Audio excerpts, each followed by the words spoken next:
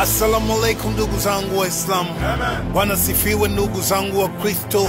Mambo ni aje yo wanangu wa ghetto. Na wapagani wote mnaamini mtaiona pepo. Ajoni wa mitego tena, nimerudi tena. Tega sikio, nina mengi ya kusema. Sio CCM, sio kafu, ACT wala Chadema. Wakiwauliza nani wajibu Nay amesema. Usitangaze amani pasipokuwa na haki.